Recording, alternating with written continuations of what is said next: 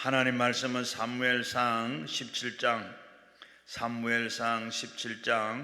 구약성경 438면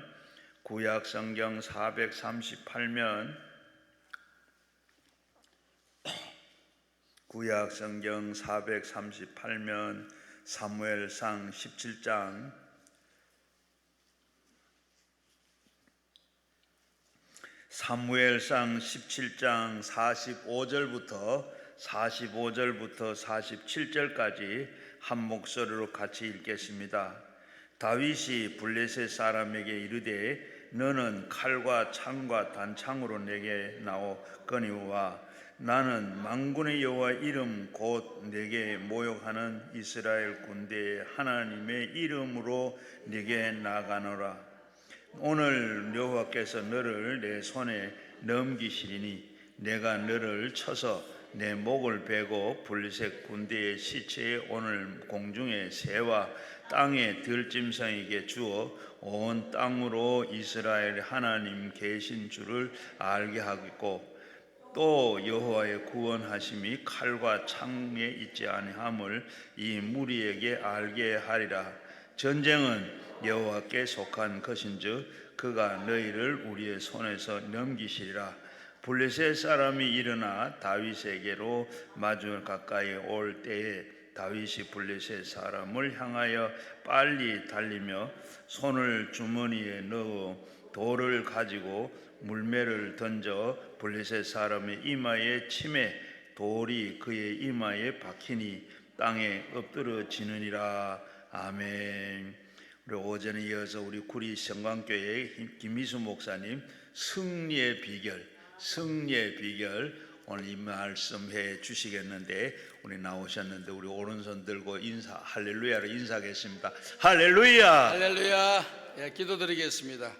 사랑과 은혜가 풍성하신 하나님 아버지, 죄와 허물로 죽었던 우리를 십자가의 보혈의 피로 죄속해 주시고 믿어 구원에 이르게 해주시니 감사와 찬송과 영광을 올려드립니다. 광야와 같은 이 세상에 살아가면서 소망이 없는 삶을 살아가다가 하나님의 은혜로 구원함을 받아 하늘의 소망을 가지고 광야의 길도 꽃길로 생각하며 감사하며 살아갈 수 있도록 우리에게 믿음을 주시니 감사와 찬송과 영광을 올려드립니다. 오늘 강남 금식기도원 3시 집회에 참여한 남종과 여종들에게 하늘의 복과 땅의 복을 내려주시되 영혼이 잘 되는 복을 받게 도와주시고 범사가 잘 되게 도와주시고 몸도 강건하게 하여 주시옵소서. 병든 자들은 다 고침받고 돌아가게 도와주시옵시고 얽히고 설켜있는 문제들은 해결되게 도와주시고 앞길을 열어주시옵시고 다 하나님의 은혜로 복을 받으며 이 땅에서 빛과 소금으로 살게 도와주시고 섬기는 교회 목회자의 좋은 동력자가 되게 도와주시고 아버지 하나님 교회의 유익과 덕을 끼치며 나의 기쁨을 위해서 살지 말고 많은 사람들의 기쁨을 위해서 또 행복을 위해서 살게 도와주시고 나아가서 하나님께 영광 돌리는 삶을 살게 하여 주시어서 하나님으로부터 칭찬과 상급과 면류관을 받아 서게 도와주시고 교회의 유익과 덕을 끼침으로 교회가 은혜로운 교회가 되도록 만들어 주시고 아버지는 빛과 소금으로 선한 영향력을 행사함으로 세상에 주님의 살아계심을 보이며 주님의 영광을 드러내도록 우리 모두에게 은혜를 내려 주시옵소서. 이 시간도 하나님이 함께해 주시기를 간절히 바라옵고 예수님의 이름으로 기도드리옵나이다. 아멘. 자, 우리 옆 사람과 서로 인사합시다. 참 잘 오셨습니다.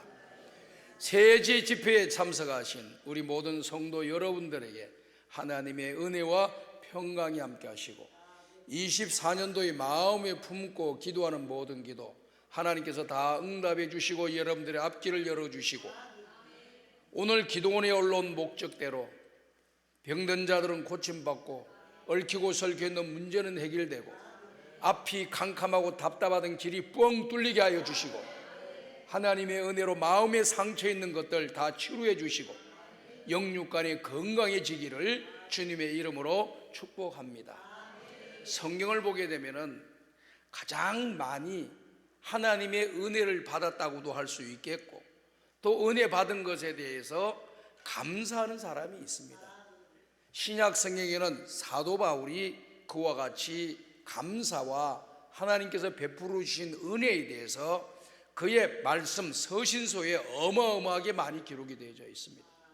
이게 은혜 그러면은 거의 바울 서신에 나와 있는 내용을 가지고 이야기를 하게 되고, 그리고 구약 성경에서는 누가 하나님의 은혜에 대해서 이야기를 하고 누가 하나님의 은혜에 대해서 감사하는 삶을 살아가느냐 조사를 해보니까 물론 선지자들을 다 감사했어요.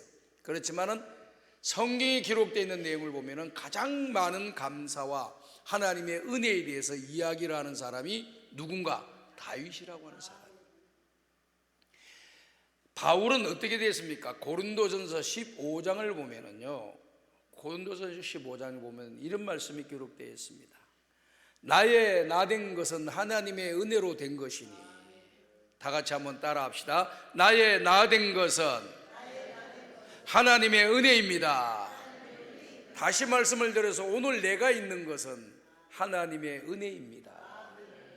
그러면서 그 다음 말이 너무 중요해요. 이 말까지는 사람들이 잘 알고 계시더라고. 그 다음 말을 몰라. 그 다음 말을. 나의 나된 것은 하나님의 은혜로 된 것이니 하나님이 나에게 주신 그 은혜가 헛되지 않게 하기 위해서 내가 다른 사도들보다 더 많이 수고하였으니 이것도 내가 한 것이 아니요 하나님의 은혜로다. 너무 멋있는 거예요, 말씀이.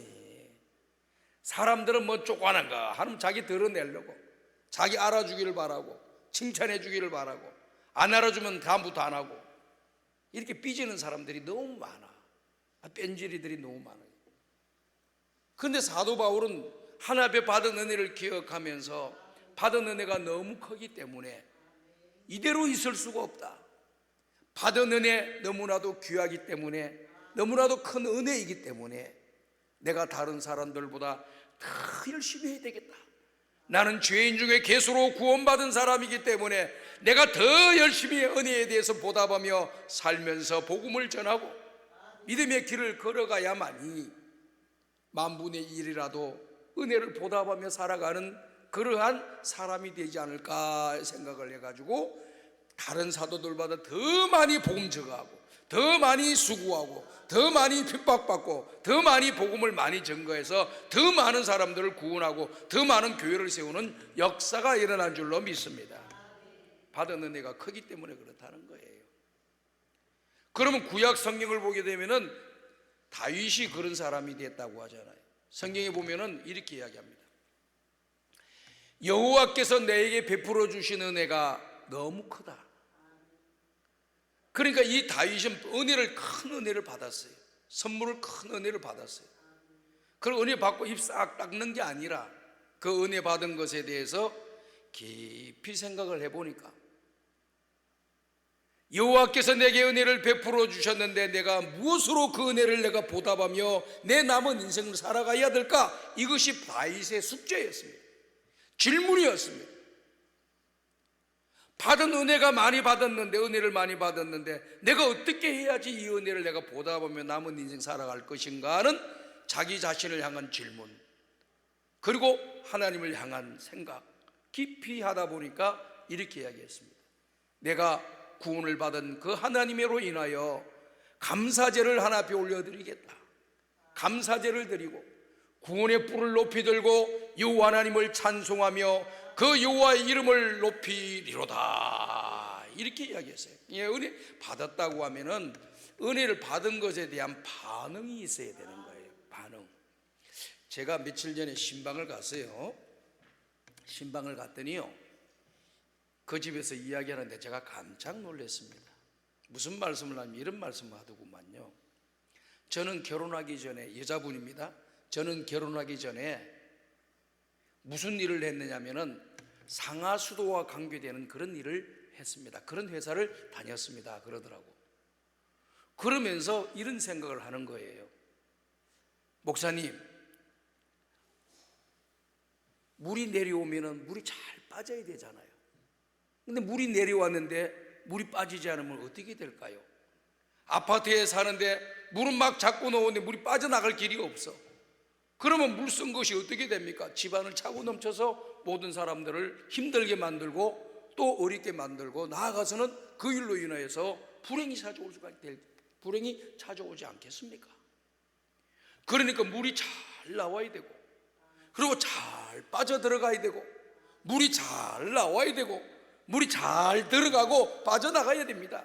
그래야만이 그 가정이 행복하고 그 가정에 문제가 없고 어려움이 없는 거 아니겠습니까? 그러면서 자기가 생각할 그 업에 내가 종사를 한다고 생각하니까, 야, 나는 사람들을 행복하게 해주고 편안하게 해주고 삶을 즐겁게 만들어주는 그런 일을 하는 사람이구나, 이렇게 생각이 되어서 그 일을 하는데 얼마나 기쁘고 즐겁게 일을 했는지 모릅니다. 그렇게 이야기를 하더라고요. 야, 세상 다니면서 일을 열심히 했는데 그걸 그렇게 가치를 두면서 기쁘고 즐겁게 일을 했다고 이렇게 이야기를 하는 거예요. 이 사람 대단하다. 그냥 마지못해서 목공이 포도청이라고 가서 열심히 일한다고 하는데 이 사람은 똑같은 일을 하면서도 그런 가치를 느끼면서 일을 했다는 거예요. 고맙더라고. 그리고 결혼하고 난 뒤에는요, 내 남편이 전기에 관계되는 일을 하는 사람이었어요. 그래서 나는 전기의 문외한이었는데 가만히 전기를 생각해 보니까 전기라고 하는 것이 뭐냐, 동력을 일으켜서 모든 것을 생산하고 물건을 만들어내고 좋은 물건을 만들어내는 생산적인 것이 전기다라고 하는 거예요. 뿐만 아니라 이 전기를 통해서 어두운 공간을 밝게 만들어서 상대방 모든 사람들이 행복하게 만들어주고 모든 사람들이 기쁘고 즐겁게 만들어준다는 거예요. 만약에 빛이 없으면 공간 안에서 컴컴한 데서 여기서 무슨 기쁨이 있고 즐거움이 있겠냐. 빛이 있으니까, 또 전기가 있으니까 TV도 보고 여러 요리도 하고 텔레비도 보고, 그리고 또 붉은 밝은 빛에서 책도 보고, 그러니까 야, 내가 너무너무 좋은 일을 하는구나, 너무너무 내가 귀한 일을 하는구나, 하나님 너무나도 감사합니다 하면서 그 일을 지금까지 기쁘고 즐겁게 한다는 거예요. 오늘 여기 계신 여러분들, 무슨 일을 하든지 가치를 찾으시고 그 가치에 맞게끔 기쁨과 즐거움을 누리면서 인생을 살다면은 그 사람이 행복한 사람 아니겠어요? 아침에 출근하면서 이놈의 거 내가 언제까지 다녀야 되나, 왜 이렇게 힘들게 살아야 되느냐, 왜 이렇게 노동하며 살아야 되느냐, 왜 이렇게 그냥 내가 없이 살아야 되느냐, 세상을 원망하고 마치 직장에 들어가는 것이 지옥에 들어가는 것처럼 느끼는 사람들이 이 땅에 많다는 거예요. 근데 얼마나 불행합니까, 그런 사람들이. 근데 이분은요, 내가 하는 일이 사람들을 행복하게 만들어주고 사람들을 즐겁게 만들어주고 사람들을 윤택하게 만들어주고 사람들이 살아가는데 편리하게 만드는 일을, 내가 상하수도와 관계되는 일을 하니까 얼마나 보람있고 가치가 있느냐, 일하는 것이 행복하다, 일하는 것이 즐겁다, 이렇게 이야기하고, 그래 감사하다 그러는 거예요. 감사하다 그래. 전기되면 무슨 또 감사할 일이 있나 했더니 또 그걸 막 설명을 해주니까 나도 감탄을 했습니다. 대단하십니다. 제가 지금까지 신방을 다니면서 일하시는 분들 보면은 간혹 감사합니다 하는 사람들이 많이 있지만은 이렇게 가치와 의미를 부여해 가지고 자기 하는 일에 대해서 즐겁고 기쁘게 일하는 사람을 내가 많이 보지는 못했는데 대단하시다고 칭찬을 해 줬습니다. 오늘 사랑하는 여러분들, 오늘 우리가 신앙생활하는 것이 가치가 있는 거예요. 너무 은혜가 넘치고 보람이 되는 겁니다. 소망이 있는 것입니다. 행복해지는 겁니다. 우리가 이런 가치를 못 느끼고 그냥 마지못해서 교회 나와서 예배드리고 기도하고 힘들고 어려니까 살려달라고 외치기만 하는 것 정도로 끝내서는 안 돼. 내가 예수 믿고 구원받아 하늘의 소망을 가지고 오늘 부름받아도 오늘 천국에 들어가는 놀라운 축복을 받는 거예요. 믿으시면 아멘 하시기 바랍니다. 저는요, 어릴 때부터 모태신앙으로 자랐어요. 모태신앙으로 자라면서 교회 학교의 모범 학생이에요. 그냥 시키는 대로 말 잘하고 순종하고 따랐어요. 그리고 전도하라면 전도하고 헌금하라면 헌금하고 봉사하라면 봉사하고 열심히 살았어요. 그게 다 신앙생활을 그렇게 하는 줄 알았습니다. 그런데 신앙생활은 어떻게 진짜가 되게 되었느냐, 제가 다 예수님을 만났잖아요. 그냥 성찬식을 하는 순간에 예수님이 나를 위하여 십자가에 죽으셨다는 것이 확 인격적으로 받아들이게 되고 믿어지게 되면서 눈에서 눈물이 팍 쏟아져요.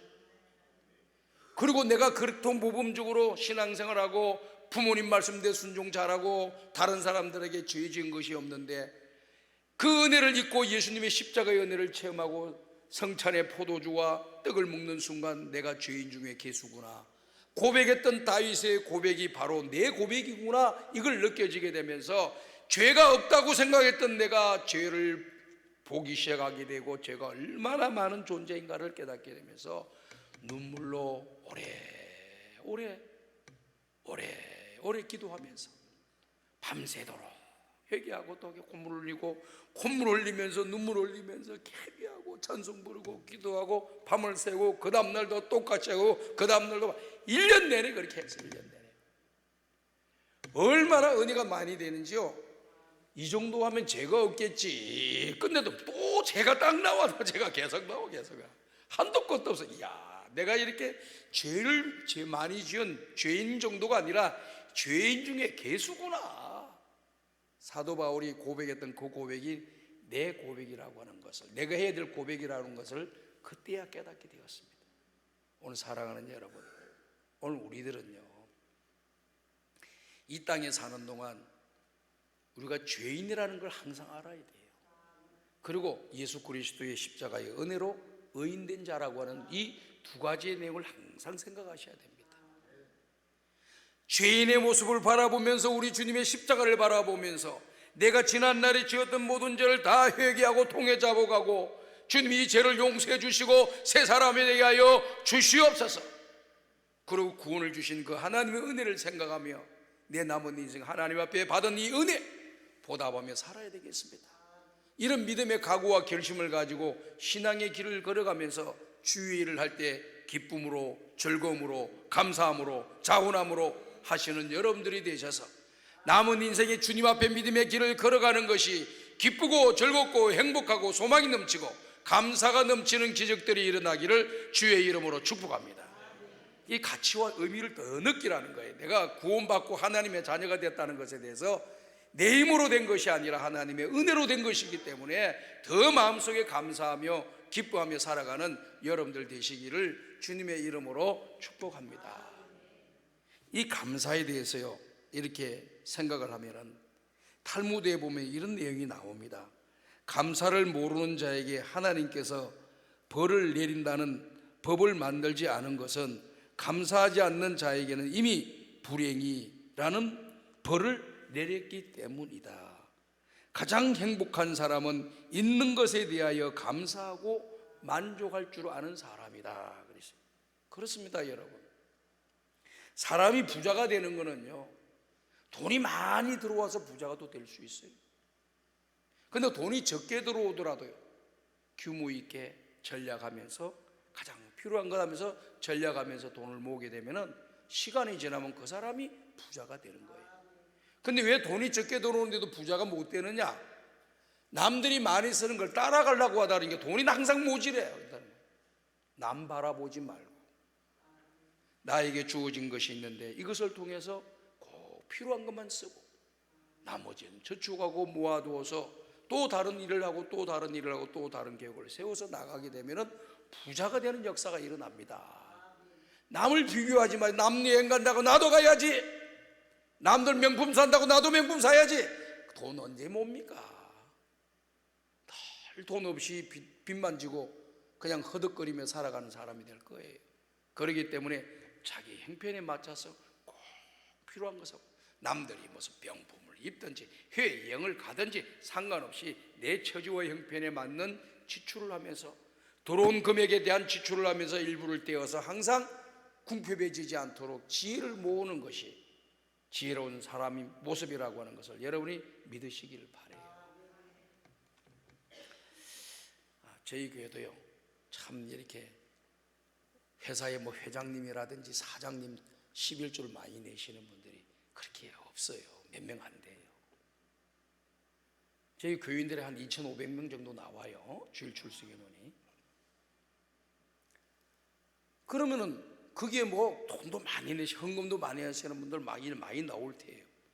근데 그렇게 많이 하는 사람이 없는데도 불구하고 재정적으로 부족하지가 않습니다. 이게 뭐 재정적으로 저리가 이렇게 저것도 전략하는 스타일이에요. 제가 전략하는 스타일. 교회를 짓느냐고 수십억의 빚을 지고 수천만 원의 이자를 내면서 살았습니다.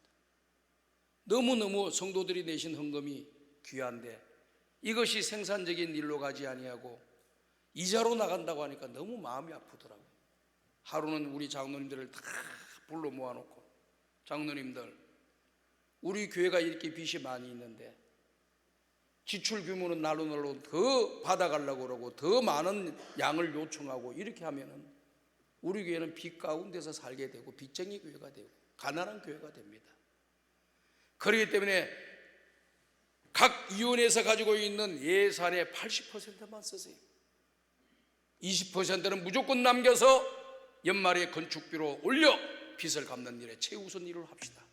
그럼 제가 이제 모범을 보여야 되잖아, 목사가. 제가 3년 동안 사례를 받지 않고 다 사례금을 전부 다 여기에 건축비로 다 넣어버렸어요. 그랬더니 장로님이 한 분 찾아와서 이렇게 해. 목사님 뭐 먹고 삽니까? 그래. 뭐 먹고 사느냐. 그래서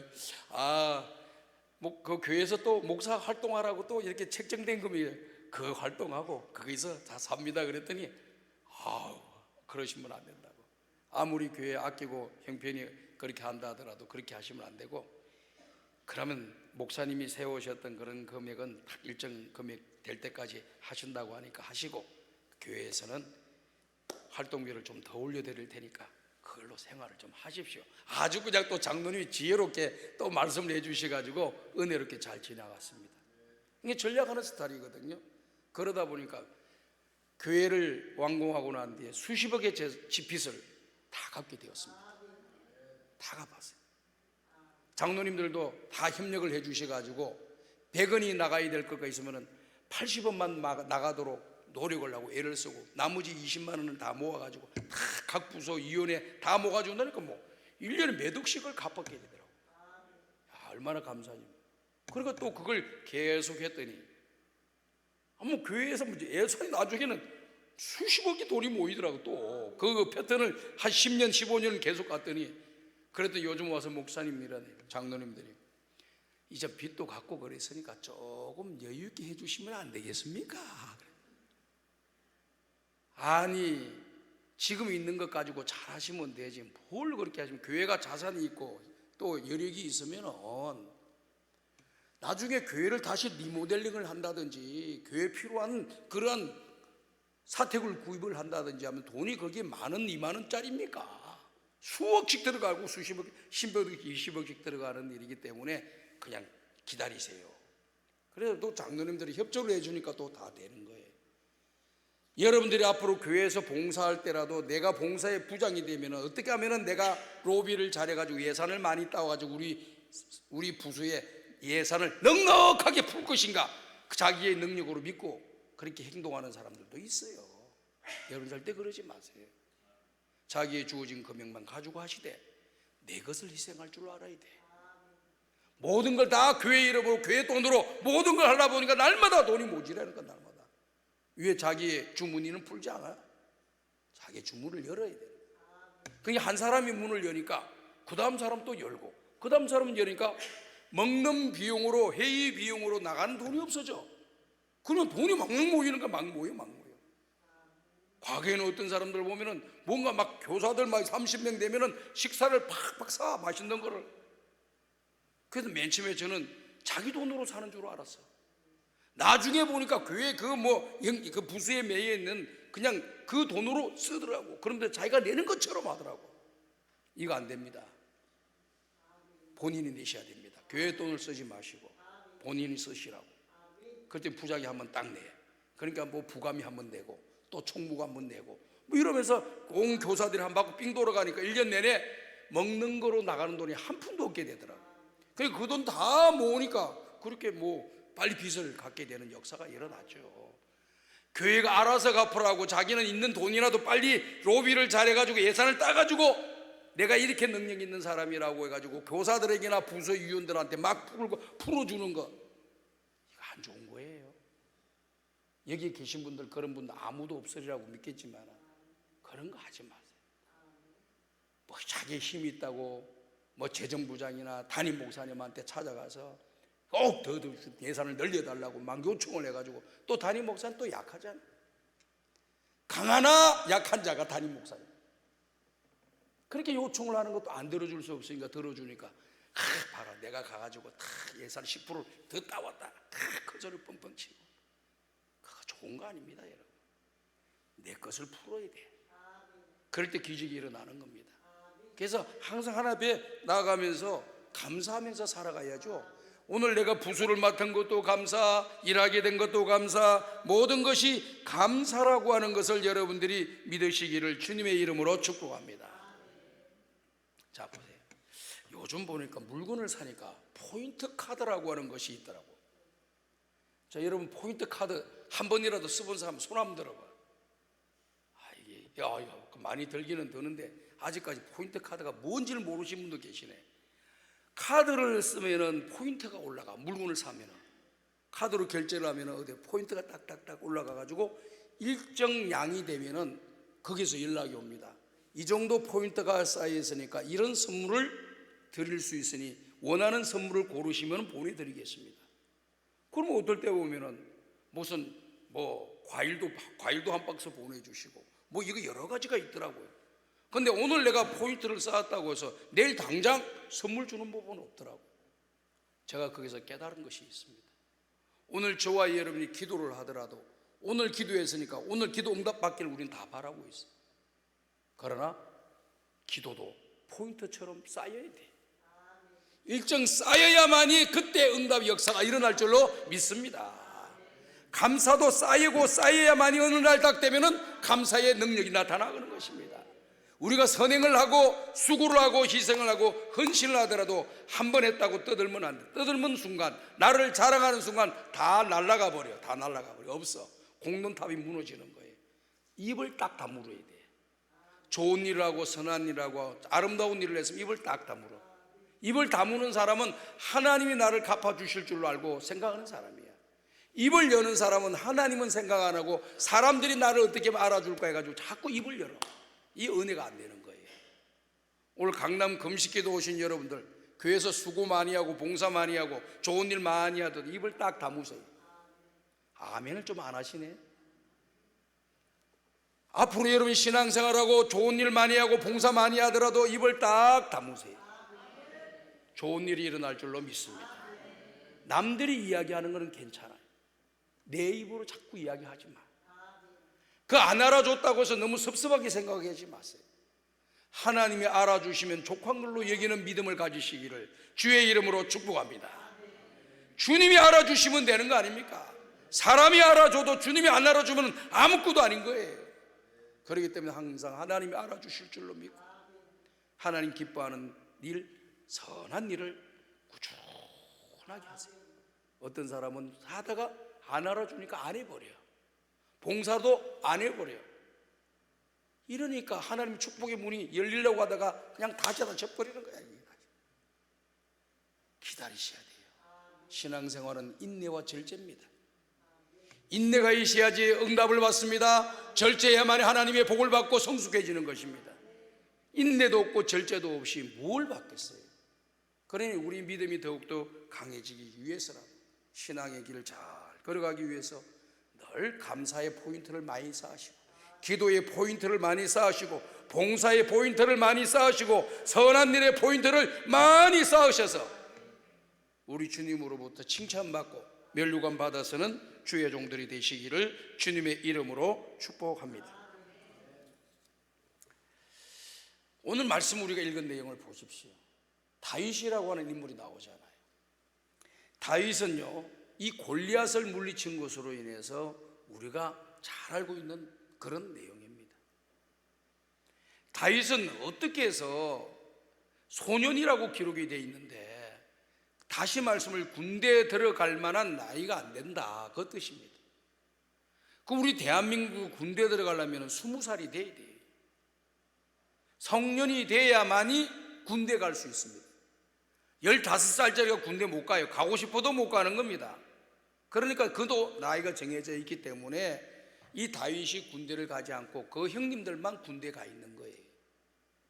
아버지가 형님들이 살아있는지 죽었는지 궁금해지잖아요. 부모님들은 자식 사랑하는 것이 그렇게 지극합니다. 지극해요. 전쟁터에 나가 있는 아들이 살아있는지 죽었는지 궁금하니까 막내 아들 이 다윗을 보내가지고 형들이 잘 있느냐 살아있느냐 어떻게 돼 있는지 궁금해다 연락도 안 되고 하니까 네가 가서 좀 알아보고 오라고 하니까 이 소년 다윗이 그 아버님의 말씀에 다 순종을 하잖아요. 순종은 제사보다 낫고 듣는 것은 수양의 기름보다 나으니라. 신앙생활에 순종 없이는요 아무것도 일어날 일이 없습니다. 순종할 때만이 기적이 일어납니다. 순종할 때만이 역사가 일어납니다. 순종할 때만이 은혜와 복을 받게 될 줄로 믿습니다. 잘 보세요. 순종 없는데 신앙이 좋아지나요? 좋아집니다. 순종 없는데 성숙해지나요? 성숙합니다. 순종 안 하는데 주님 앞에 서는 날 상급 받을 수 있을까요? 맞습니다. 순종 안 하는데 교회에서 주님 앞에 귀하게 쓰임받는 인물이 될 수 있습니까? 불가능한 일입니다.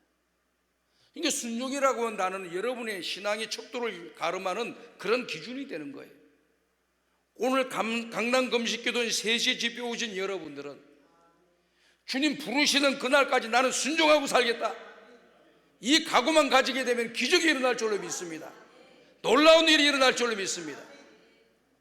하는 거 봐가지고 이익 되면 하고 이익 되지 않으면 안 하고 기분 좋으면 하고 기분 안 좋으면 안 하고 이런 저차원적인 신앙의 길을 걸어가지 말고 하나님이 기뻐하시고 교회에 유익화 된다고 하면은, 교회에 유익화 되게 되고 선한 일이 된다고 하면은, 하나님이 기뻐하는 일이 된다면은 기쁜 마음으로 아까 제가 말씀을 드렸던 것처럼 마음에서부터 즐거움을 가지고 자원하는 심정을 가지고 순종의 길로 걸어가셔서 주님이 준비해 놓으신 은혜와 복을 받는 주인공들이 다 되시기를 주의 이름으로 축복합니다.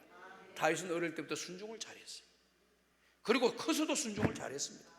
몇 가지 사건을 빼놓고는 거의 다 주님 앞에 온전히 순종하는 모습으로 살아가는 것이 다윗입니다. 그래서 성경에서 뭐라고 말씀했습니까? 다윗은 내 마음에 합한 사람이다. 다 같이 한번 따라 합시다. 내 마음에 합한 사람. 누가 그렇다는 겁니까? 다윗입니다. 그 내 마음이 합하다고 하는 사람은 유일하게 다윗에게 그 말이 적용이 되었습니다. 물론 다른 분들도 주님의 마음이 합한 사람이겠지만은 성경에 기록되어 있는 내용을 보면은 다윗만이 내 마음이 합한 사람이라고 그 단어가 정확하게 적혀져 있는 거예요. 그래서 합한다라고 하는 말은 무슨 뜻이냐? 내 마음이 맞는 사람이다라는 거예요. 내 마음을 알고 행동하고 살아가는 사람, 내 마음을 알고 말하는 사람, 내 마음을 알고 결정하는 사람, 내 마음을 알고 살아가는 그런 사람이다 이 말입니다. 오늘 여러분들 나를 자꾸 생각하지 마요. 내가 나를 생각하지 않으면 나는 망하는 거 아니냐? 나는 이 땅에서 내 존재의 가치가 없는 것이 아니냐? 이렇게 생각하는 사람 많아요. 인본주의적인 생각을 가지게 되면 그 말이 맞습니다. 그러나 신본주의 생각을 가진 사람들은 어떤 사람입니까? 하나님 말씀대로 사는 것이 제일 잘 사는 거예요. 믿으시면 아멘 하시기 바랍니다. 내 생각대로 사는 것이, 내 지혜대로 사는 것이, 내 영광을 위해 사는 것이 잘 사는 것이 아니고 하나님의 영광을 위해 살려고 하는 것이 제일 잘 사는 거예요. 그럼 하나님의 영광은 언제 드러나느냐? 순종하는 자가 하나님께 영광을 돌리는 것이지 불순종하는 자가 하나님께 영광 돌리는 일은 없습니다. 그래서 사무엘서에 나와 있는 말씀, 순종이 제사보다 낫고, 순종이 제사보다 낫고 듣는 것이 수양의 기름을 드리는 것보다 나으니이다. 그만큼 순종을 그렇게 위하는 거예요. 그러면 그 뒤에 나오는 말씀이 무슨 말씀이 나오냐면은 하나님의 말씀을 버리는 것, 하나님의 말씀에 불순종하는 것은 하나님을 버리는 것과 같다 그랬어요. 이야, 이걸 여러분들이 성경 말씀을 잘 생각하셔야 돼요. 내가 하나님 말씀에 불순종하는 것은 누구를 버리는 거와 마찬가지야. 하나님을 버리는 거나 똑같은 거라는 거예요. 그렇죠. 하나님 말씀을 듣지 않는 것은 하나님을 인정하지 않는다는 것이고 하나님을 버린다는 뜻이에요. 그래서 왕이 하나님의 말씀을 버렸으니 하나님께서도 왕을 버립니다. 딱 이렇게 사무엘 선지자가 이야기를 해주잖아요. 무서운 말씀입니다. 무서운 말씀. 오늘 우린 정신을 바짝 차리고 신앙의 길을 걸어가야 될 줄 믿습니다. 순종하세요. 자기를 내세우지 말고 교회에서 목사님이 순종하라는 대로 탁탁 순종하고, 그리고 새로운 일을 하려면 목사님한테 물어보고, 하지 말라면 안 하면 됩니다. 하라고만 하면 됩니다. 이게 바로 믿음의 바른 길을 걸어가는 사람들이에요. 자기 생각대로 자기 뜻대로 이거 뭐 내가 나쁜 일을 해서, 내가 잘못한 일을 해서 나 좋은 일 아니야, 사람들 뭐 이렇게 하니까 다 좋은 일 아니야, 자기 생각대로 하는 게 아니에요. 하나님께서 주의 종들을 세우실 때는 그 교회를 치리하라고, 그 교회를 잘 목회하라고 특별한 은혜를 부어주셔가지고 교회 목회자가 되게 만들었습니다. 사람마다 생각이 다르고 특징이 다르고 성격이 다르고 환경이 다르고 살아온 문화가 다 달라요. 그렇기 때문에 목사님마다 일괄적으로 다 똑같은 게 아니에요. 다 똑같은 게 아닙니다. 어떤 분은 받은 은혜가 다르면 은혜대로 하는 거예요. 어떤 분은 받은 깨달은 말씀이 있으면 그 깨달은 말씀대로 그 자기의 은혜를 받은 것을 가지고 이것을 통해서 은혜를 받았으니까 그것을 강조할 수 있습니다. 그러나 가장 중요한 것은 하나님의 말씀대로 해야 된다는 거예요. 하나님 말씀대로 하기만 하면은 역사가 일어나고 흔들릴 것도 없고 문제될 일도 없고 선한 일들만 일어나게 될 줄로 믿습니다. 하나님 말씀대로 하셔야 돼요. 그래서 듣는 것이 그렇게 중요하고 순종하는 것이 그렇게 중요한 겁니다. 야, 저는 깜짝 놀랐어요. 성경 말씀 묵상하면서 깜짝 놀랐어요. 야, 불순종하는 것이 이렇게 큰 죄구나. 사신 우상을 섬기는 죄와 똑같은 거구나. 하나님을 버린다는 이 정도가 아니라 사신 우상을 섬기는 죄와 같고, 뭐 하는 것이? 불순종하는 것이. 야, 나 그거 깜짝 놀랐습니다. 내가 왜 우상을 섬겨? 내가 왜 우상을 따라? 왜 우상을 내가 말을 들어? 우상의 길로 내가 가. 다 그렇게 하죠. 근데 그 길이 어떤 길이냐? 하나님 말씀 불순종하면 그렇게 된다는 거예요. 너무 무서운 말씀. 오늘 세시 집회에 나오신 여러분들이 이 말씀을 꼭 마음에 담고 평생도록 하나님을 생각하고, 그 다음에 교회 안에서는 영적인 지도자인 목사님의 생각을 잘 묻고, 목사님의 뜻대로 하라면 하고 하지 말라면 하지 마. 아무리 내가 좋은 일을 한다 하더라도 목사님이 목회 전체적으로 볼 때 아니다 싶으면 좀 기다렸다가 하세요. 많이 하지 말고 적게 하세요. 요 정도만 하세요. 요 정도만 봉사하세요. 요 정도만 일하세요. 이렇게 하면 그대로 순종하시면 됩니다. 아무리 작은 일이라도 주의 종이 하라고 하면 하시면 됩니다. 적은 일에 충성하는 자는 큰 일에도 충성하고, 적은 일에 불충성한 사람은 큰 일에도 불충성하느니라. 내가 내가 어떤 위치에 있는데 내가 직분이 교회 얼마나 다니, 이런 거 하자는 일을 시킵니까? 하나님의 교회 하자는 일이 없어요. 우리가 인간적인 생각만 자꾸 하는 거예요. 이거는 귀한 일, 이거는 하자는 일, 이거는 중요한 일, 이건 안 중요한 일. 내가 정하는 거예요. 내가. 사람들의 생각이 정하는 거예요. 그런데 하나님은 어떻게 보시는 거냐? 적은 일이든지 큰 일이든지 어떻게 하느냐, 그 내용을 보시는 거예요. 그 마음을, 어떤 마음을 가지고 그 일을 하느냐, 이걸 보시는 거예요. 그 마음이 하나님을 향해 있고 순종하는 마음을 가지면 하나님 다 받아주셔요. 그 내용을 우리가 잘 보세요. 25장 마태복음 25장은 달란트 비유가 나오잖아요. 2달란트, 5달란트는 2배 반의 차이가 납니다. 2배 반의 차이가 나는데 5달란트를 남기고 2달란트를 남겨서 갖다 주었더니 뭐라고 이야기합니까? 칭찬하는 말이 똑같아요. 야, 너는 2달란트 받으니까 여기는 5달란트 받으니 이 사람이 더 잘했잖아. 이런 거 차별을 두지 않아요. 적은 일을 해도 그게 열매만 맺으면 그냥 주님 앞에 다 10달란트 받은 사람보다 똑같이 칭찬받는 거예요. 믿으시면 아멘 하시기 바랍니다. 그런데 하자는 일이라고 해서 여러분들이 가볍게 여기지 말아요. 별 주목받는 일을 하지 않는다고 해서 여러분들이 하찮게 여기지 말고 그것을 거부하고 그러지 마세요. 아무 일이 아니더라도 주님이 하라고 하면 순종할 줄 아는 사람, 이런 사람을 통해서 하나님이 위대한 일을 하게 될 줄로 믿습니다. 이 다윗이 그런 인물이 되었다는 거예요. 그러면서 전쟁터에 나가보니까 골리앗이라는 사람 나와가지고 하나님을 욕을 하고 하나님을 믿는 이스라엘 백성들을 저주하는 모습을 봤습니다. 그래서 형님들한테 이야기했습니다. 형님들, 저렇게 하나님을 향하여 욕을 하고 비난하고 저주하는 저 사람을 내버려 둬서야 되겠습니까? 그랬더니 야 임마, 모르면 가만히 있어 임마. 저 장군이 어떤 장군인데 나가면 너 다 죽어 가만히. 아니 왜 저런 말을 듣고도 가만히 있습니까? 이거 안 되지 않습니까? 아무도 전쟁에 나가지도 않아. 싸우러 나가지도 않아. 골리앗은 나와가지고 나와 덤빌 놈 있으면 다 나와. 누구든지 나와. 한판 붙여보자. 큰 소리를 뻥뻥 치는데도 아무도 못 나오고 꽁꽁 숨어 있는 거예요. 그래서 이 자기 자신이 사울 왕에 가가지고 내가 싸우도록 해달라. 네가 쪼매는 소년이 뭘 하려고 그러냐 그랬더니 제가요 들에서 목동을 칠 때요 들에서 양을 유업하려고 달라드는 사자도 그냥 잡아가지고 주먹으로 사자를 쳐서 이렇게 쫓아낸 적도 있고요, 사자가 양을 물고 갈 때 쫓아가가지고 양 입을 쫙 벌려가지고 양을 구워낸 적도 있고요, 곰이 달라들어도 곰을 달라붙어가지고 곰을 쫓아낸 적이 있어. 네가 그런 일을 했어? 그래, 그런 일을 했구나. 이야, 너 대단하다. 사자면 다 도망가는데 네가 달라붙어가지고 쫓아가서 양을 구해내고 사자를 쫓아내고 곰을 쫓아내고 물려쳤다는 거지. 뭘로 했는데? 물맷돌입니다. 해봐 그랬더니 탁 맞췄는데 탁 던지네. 정확하게 딱 맞추는 거야. 성경에는 기록이 안 돼 있어요. 제가 볼 때는 해보라 그랬을 겁니다. 저라도 그렇게 할 것 같아요. 그래? 실력이 무조건 나가봐. 어떻게 그렇게 합니까? 망신만 나갈 텐데. 한번 해보라 그랬더니 평상시에 달고 갈고 다꾸었던 갈구었던 이런 실력을 가지고 다 가니까 아무나 못한 일을 하는 거거든. 그럼 네가 한번 나가봐라.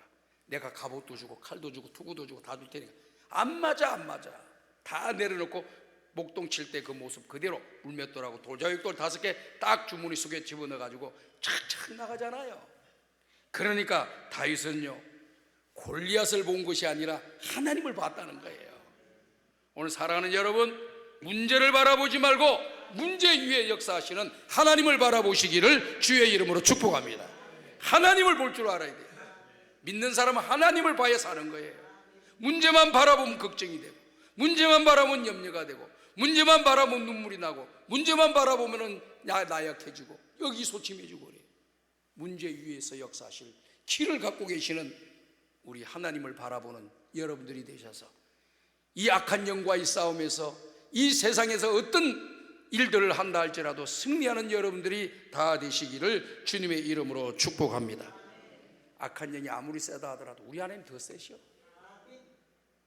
사단이 아무리 힘이 있고 능력이 있어도 우리 하나님이 더 큰 힘을 가지시고 더 능력을 가지신 분입니다. 사단이 내게 보고 내가 사단하고 비유하면 나는 아무것도 안 되는 연약한 존재일 뿐입니다. 그러나 그것만 바라보지 말고 그 위에 역사하시는 하나님을 바라보고 담대하게 믿음으로 전진해 나가기만 하면 기적이 일어나고 역사가 일어나게 될 줄로 믿습니다. 오늘 여러분 이런 믿음을 가지시기를 주의 이름으로 축복합니다. 앞으로 교회 일을 하거나 또 관계 속에서 여러 가지 일들이 있을 때마다 그 문제에 매몰되지 말고 문제 위에서 이 문제를 하나님이 어떻게 보실까를 잘 판단하고 잘 생각하고 기도하면서 주님의 응답을 받고 그래가 주님이 응답해 주시는 대로 순종하고 믿음의 길을 걸어가서 악한 영과의 싸움에서 문제와 싸워서 이기는 주의 종들이 되시기를, 승리하는 주의 종들이 되시기를 주님의 이름으로 축복합니다. 세상이 왜 다 져요? 왜 사람들이 다치나요? 그래서 못 살겠다고 죽고 극단적인 선택을 하고 인생을 포기하고 이런 사람들이 왜 생겨요? 그것만 바라보는 거야. 그것만 바라보면 죽을 수밖에 없어. 그것만 바라. 그 위에서 역사하시는 나를 사랑하시고 나를 위하여 십자가에 죽으신 예수님을 이 땅에 보내주셔서 나를 구원해 주시는 그 하나님의 높고 위대하심을 바라보고 그 은혜를 바라봐야 됩니다. 여러분, 바라볼 때만 우린 사는 역사가 일어납니다. 현실만 바라보지 말고 한숨 쉬지 말고 위에서 역사하신 주님 바라보고 한숨이 떠나가고 찬송이 나오기를 주의 이름으로 축복합니다. 찬송이 나온 데 사는 역사가 일어나요. 저는 나한테 이렇게 물어본 사람, 목사님 내가 기도를 했는데 응답을 받았을까요? 안 받았을까요? 이렇게 물어봐. 그래서 내가 생각을 하면서 성경을 쭉 보니까 기도 응답을 받게 되면 이런 현상은 일어나더라고요. 첫 번째, 기도를 쭉 하고 나면 마음이 평안해져. 마음이 평안해진 사람은 기도 응답 받은 겁니다. 기도했는데 마음이 평안해지자 계속 기도하셔야 돼요. 오늘 여러분 강남 금식 기도는 오셔가지고 기도를 1시간, 2시간, 3시간 하는데 마음이 평안해지지 않아. 더 하셔야 돼요. 더. 아멘. 더 부르짖고 더 기도하셔야 돼요.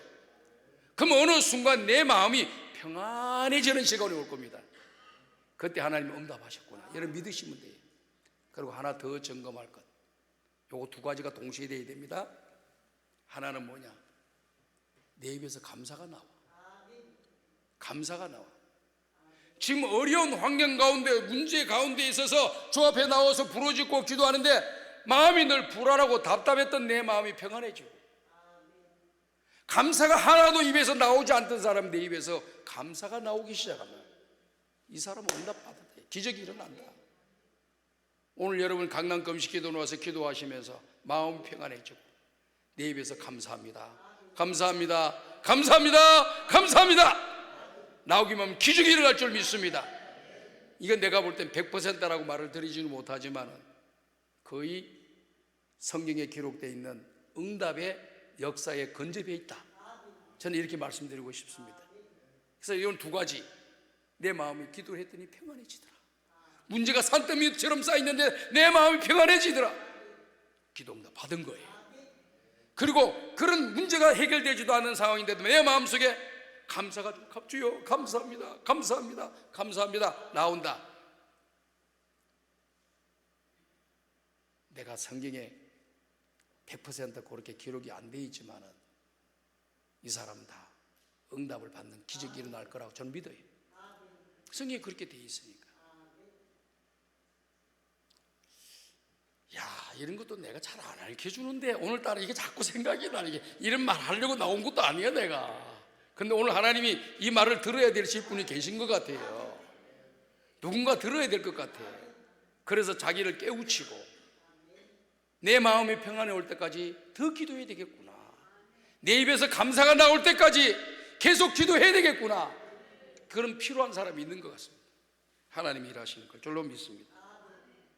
그래서 하나님이 그 기도를 응답하고, 문제만 바라보지 말고 문제 위에서 역사하시는 하나님을 바라볼 때 영적인 싸움에서 승리하게 될 줄 믿습니다. 2번째로, 다윗이 왜 승리했습니까? 다윗이 승리한 것은 자기의 영광을 드러내려고 전쟁터에 나간 것이 아니라 주님의 영광을 위해서, 주님의 이름을 높여드리기 위해서, 주님의 이름을 더럽히고 욕하는 그를 대적하여 싸우겠다고 자기 목숨도 아까워하지 않고 전쟁에 나갔어요. 내 이름 높이가 싸워서 내가 무슨 대단한 혜택 받고 내가 영광을 얻고 사람들 앞에 높임을 받으려고 전쟁터에 나간 게 아닙니다. 오직 주님의 이름이 높다는 것을 가르쳐 주기 위해서 전투에 나간 거예요. 나를 위해 살려고 하면 반드시 실패하지만 주를 위해 살려고 결심하게 되면 살아나는 역사가 일어나고 기적이 일어나게 될 줄로 믿습니다. 나를 위해 하지 마세요. 하나님의 이름을 가지고 살아야 돼요. 오늘 여기 모이신 사랑하는 우리 성도 여러분들, 또 목회자 여러분들, 나를 한번 점검해 보시길 바랍니다. 자기 자신을 점검해 보세요. 지금 내가 기도하라는 이 목적이 나를 위한 것인가, 하나님을 위한 것인가? 이건 내가 기뻐하고 내가 원하는 것을 하기 위해서 내가 하는 것인가, 하나님이 원하시고 하나님 기뻐하는 일을 내가 지금 구하고 있는가를 점검해 보시기 바랍니다. 다윗은 영적인 싸움에서 승리한 것은 자기에게 초점을 맞추지 않고 하나님께 초점을 온전히 맞추었습니다. 그래서 영적인 싸움에서 승리하게 된 줄로 믿습니다.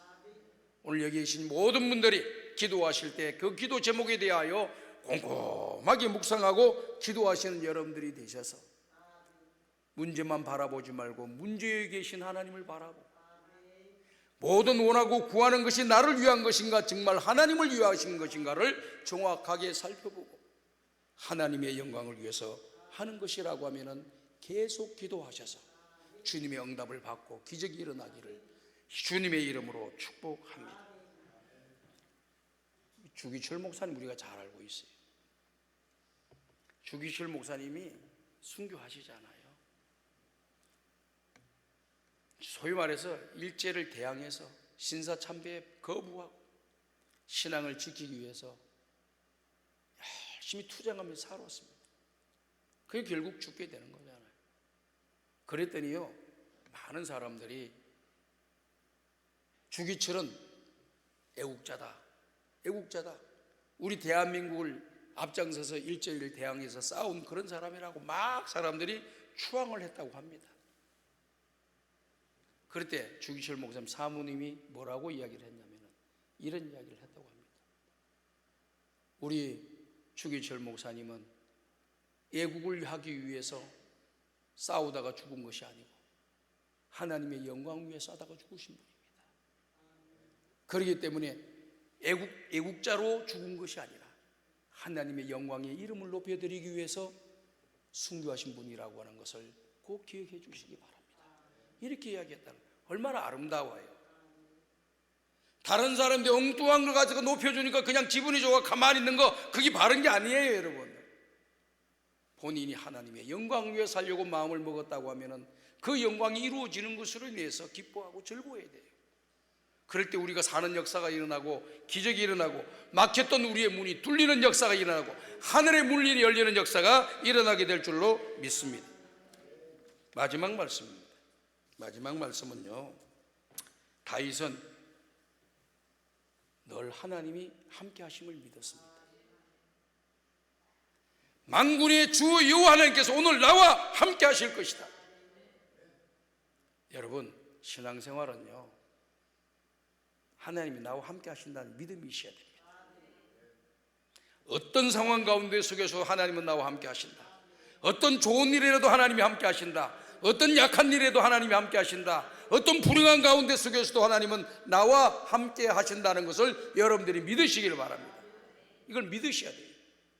우리 예수님이 말씀하셨잖아요. 내가 세상 끝날까지 너희와 항상 함께 하리라. 믿으시면 아멘 하시기 바랍니다. 이 시간에도 하나님이 함께 하셔요. 문제 가운데 속에서도 하나님이 함께 하십니다. 떠난 건 아닙니다. 하나님이 모른다고 하는 게 아닙니다. 없는 것이 아닙니다. 하나님은 함께 하십니다. 다윗은 그 전쟁터에서도 하나님이 나와 함께 하신 걸 믿었어요. 그래서 담대하게 적군 골리앗 앞에 나아갈 수 있는 능력이 생겼어요. 하나님이 함께 하니까 얼마나 힘이 됩니까? 자, 보세요. 이 어린아이들이, 갓난아이들이 이렇게 이제 2-3살 이렇게 되는 애들 데리고 다니다 보면은 개들도요, 서열을 알아. 딱 보고 어른들 앞에는 함부로 달라붙지를 않아. 근데 애기는 만만하게 봐, 개들이. 개들을 막 물고 하고 막 위협을 줍니다. 그럼 애들은 어떻게 합니까? 겁이 나죠. 겁이 나니까 그냥 아빠 뒤로 엄마 뒤로 그냥 다리 붙잡고 뒤에 돌아가 섭니다. 그럼 아빠가 앞에 보이고 애는 뒤에 딱 들어가 있어요. 그럼 걔가 계속 짖느냐? 못 짖습니다. 어른인 아버지, 엄마가 다 있기 때문에 괜히 달라붙다가는 내가 어려움을 당했구나 싶어가지고 더 이상 짖지 않고 썩 가버립니다. 근데 아이 혼자만 있죠? 달라붙고 물고 막 난리가 날 겁니다. 근데 이 아이가 엄마 뒤에 탁 품고 아빠 뒤에 있으면서 다리를 붙잡으면서 걔가 짖으면은요, 임시게 가 나쁜 놈아 발로 차고 막 가 그래. 엄마 아빠가 없으면 그렇게 할 수가 있습니까? 근데 그렇게 엄마 아빠 뒤에서 강아지를 향해서 개를 향해서 발로 차고 욕을 하고 야단을 쳐도 달라붙지를 못하는 거예요. 그럼 이 애가 힘이 있어서 달라붙지 못하는 것이냐? 그게 아니에요. 그 앞에 있는 아버지 때문에, 그 앞에 서 있는 아버지 때문에 걔가 달라붙지 못하는 거예요. 오늘 여러분들이 하나님을 딱 의지하고 하나님 안에 들어가 있고 하나님 뒷편에 딱 붙잡고 있기만 하면은 악한 영의 세력이 여러분을 넘어뜨리려고 하더라도 여러분을 건드리지 못하고 하나님이 지켜보호해 주실 줄로 믿습니다. 요한 예설레가 최후로 남긴 말이 있다고 하죠. 그 말은 하나님은 나와 함께 하신다는 것이 내가 인생을 살아가고 목회를 하면서 가장 큰 힘이 되었고 가장 큰 기쁨이었다, 이렇게 말씀하십니다. 목회하는 데 얼마나 일이 많은지 몰라, 얼마나 어려운 일이 많은지도 몰라. 그런데 이 예설레도 얼마나 목회하면서 얼마나 어려운 일이 많았겠어요. 근데 그가 힘을 얻었고 용기를 얻었고 그리고 기쁘게 생각했던 것은 뭐냐? 하나님은 나와 함께 하신다. 하나님은 나를 도와주신다. 하나님 나를 도와주신다. 하나님 나를 사랑하신다. 하나님 나와 함께 하신다. 이 믿음으로 이겼다는 거예요. 목회를 성공했다는 겁니다. 오늘 여러분들 인생의 성공자가 꼭 되시기를 바라는데, 하나님은 나와 함께 하신다. 하나님 나를 도와주신다. 하나님 나를 사랑하신다. 이걸 믿으셔야 돼요. 그리고 내가 기도하는 것은 하나님이 가장 좋은 곳으로 응답하신다. 믿으셔야 됩니다. 이런 믿음이 없으면 우리 신앙은 겉돌게 되고 잘못된 신앙의 길로 걸어갈 수밖에 없습니다. 오늘 3시에 집회 오신 여러분들 참 잘 하셨습니다. 특별히 이 감사라고 하는 단어 여러분 잊어버리지 마시기 바랍니다. 미국의 뇌 전문학자들의 연구 보고서에 의하면 사람의 뇌세포는 230억 개라고 합니다. 98%, 그 230억 개의 98%가 말의 영향을 받는다고 합니다. 뇌 속에 있는 어느 중추신경이 모든 신경계를 다스린다는 학설을 바탕으로 어느 치료법이 개발되었다고 합니다. 규칙적으로 감사를 많이 하는 사람은 자신의 행동을 잘 통제하고 바람직하지 않는 습관을 극복하고 자신의 능력의 한계를 넘어서 성공적인 삶을 살아가는 사람들이 감사하는 사람들이라. 이런 사람들은 더욱 생산적이고 창의적이고 올바른 심성을, 바른 심성을 갖게 하여 더 성공하고 장수한다는 실험 데이터가 나왔습니다. 오늘 여러분들 늘 감사 많이 하시길 바랍니다. 감사하면 하나님 나와 함께 하신다니까 감사하죠. 하나님 나를 사랑하시니까 감사하죠. 하나님 나의 기도를 들어주시니까 감사하죠. 하나님 나를 지켜주신다, 나를 인도해 주신다, 이걸 믿으니까 힘이 나는 거예요. 그래서 내 입에서 뭐가 나와야 되겠습니까? 감사합니다, 감사합니다, 감사합니다 하면은 승리의 비결이 나타나는 거예요. 말씀 정리하겠습니다. 사랑하는 여러분, 문제만 바라보지 마시고 문제의 키를 갖고 계시는 하나님을 바라보는 여러분들 되시기를 바랍니다. 나의 영광을 위해 살려고 하지 말고 하나님의 영광을 위해서 살려고 하는 여러분들이 되시고, 그리고 하나님은 나와 함께 하신다는 이 믿음 가지고 끝까지 전전하셔서 오늘의 나에게 있는 모든 문제에 디디고 일어서는 영적인 싸움에서 승리하는 승리자들이 다 되시기를 주님의 이름으로 축복합니다. 손을 이만큼 드시고 주여 3번 부르짖고 간절히 기도하면서, 하나님 아버지, 나와 함께하여 주옵소서. 나를 위해 살지 않고 주를 위해 죽게 하여 주시옵소서. 문제만 바라보지 말고 문제 해결자에 대해 주시는 하나님을 바라보며 감사하며 살게 하여 주옵소서. 주여 3번 부르짖고 간절히 기도드립니다.